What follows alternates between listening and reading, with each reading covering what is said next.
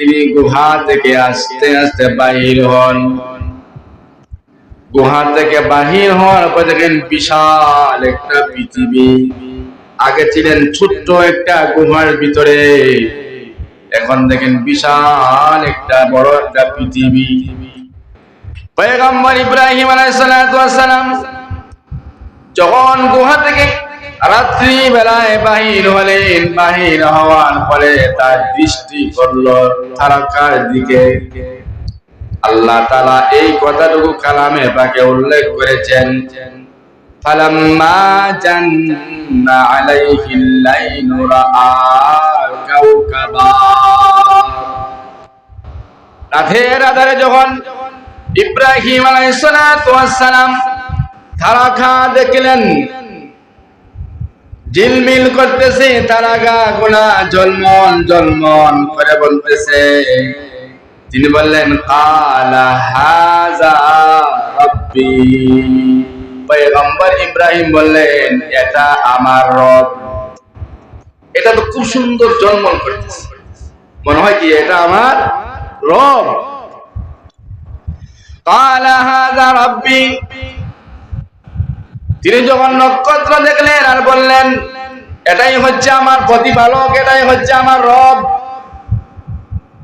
এরপরে যখন দেখলেন ফালাম্মা আফালা, কিছুক্ষণ কিন্তু যখন তা অস্তমিত হয়ে গেল, তারকা এক সময় ঝলমল করে, রাত শেষ হতে না হতেই তারকা আবার ডুবে যায়।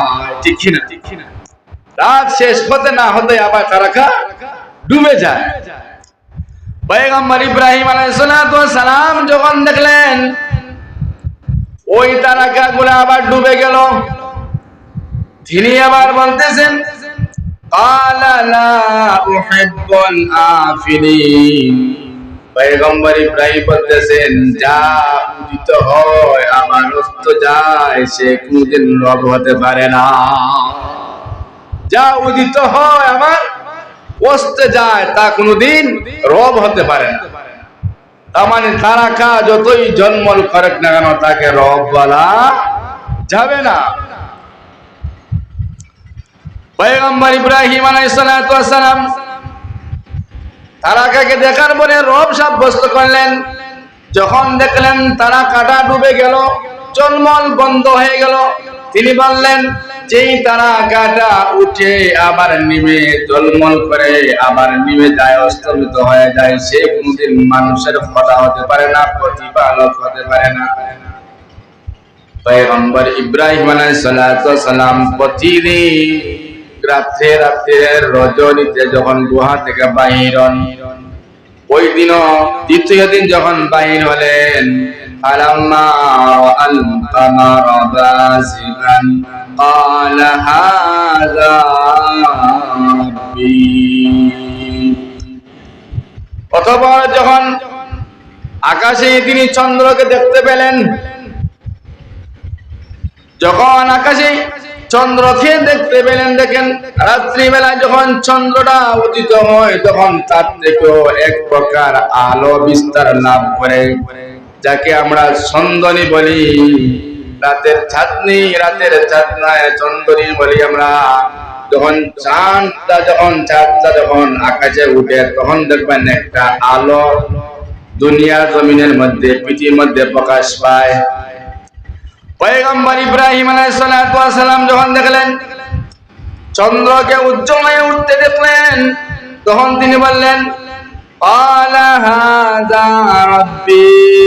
তিনি বললেন এটা আমার রব, এটা আমার প্রতিপালক। চন্দ্রকে দেখার পরে বললেন এটা আমার প্রতিপালক। ফালাম্মা আফালা, যখন দেখলেন না চন্দ্রটাও আবার অস্তমিত হয়ে গেল, রাত যখন শেষ হয়ে যায় চন্দ্র আর থাকে না। রাতের ডিউটি হলো চন্দ্রের আর দিনের ডিউটি হলো সূর্যের। যখন পয়গম্বর ইব্রাহিম আলাইহিস সালাতু ওয়াস সালাম দেখলেন চন্দ্রটাও রাত্রিবেলায় উঠলো, উঠার পরে বেশি সময় থাকে না, রাত্রি যত গভীর হয়ে যায় চন্দ্রটার পাওয়ার আস্তে আস্তে শেষ হয়ে যায়। পয়গম্বর ইব্রাহিম আলাইহিস সালাতু ওয়াস সালাম বললেন, কালা লা ইল্লাম ইয়াহদিনি রাব্বি লা আকুনান্না মিনাল কওমিদ দাল্লিন। পয়গম্বর ইব্রাহিম আলাইহিস সালাম যখন দেখলেন চন্দ্রটা অস্তমিত হয়ে গেল, পয়গম্বর ইব্রাহিম আলাইহিস সালাম বললেন, আমার প্রতিপালক যদি আমাকে সঠিক পথের দিশা না দেন তাহলে আমি অবশ্যই পথভ্রষ্টদের অন্তর্ভুক্ত হয়ে যাব। তিনি আল্লাহর পরিচয় এখনো পুরোপুরি পান নাই। যদি আল্লাহ তাআলার পরিচয় পাইতেন তারাকাকে খোদা সাব্যস্ত করতেন না, চন্দ্রকে খোদা সাব্যস্ত করতেন না। এই জন্য পয়গম্বর ইব্রাহিম আলাইহিস সালাম বলতেছেন, যদি আমার আল্লাহ আমাকে সঠিক পথ না দেখায় দেয় তাহলে আমি পথভ্রষ্ট হওয়া ছাড়া আর কোন রাস্তা নাই। যদি আল্লাহ আমাকে সঠিক পথ না দেখায় তাহলে পথভ্রষ্ট হওয়া ছাড়া আর কোনো রাস্তা নাই। পয়গম্বর ইব্রাহিম আলাইহিস সালাম তৃতীয়বার যখন গভীর রজনীতে দিনের বেলায় বাহির হলেন, এই দুদিন রাতে বাহির হয়েছে, এখন দিনে। فَلَمَّا رَأَى الشَّمْسَ بَازِغَةً قَالَ هَذَا رَبِّي। পয়গম্বর ইব্রাহিম আলাইহিস সালাম যখন সূর্যকে অতি উজ্জ্বল হয়ে উপরে উঠতে দেখলেন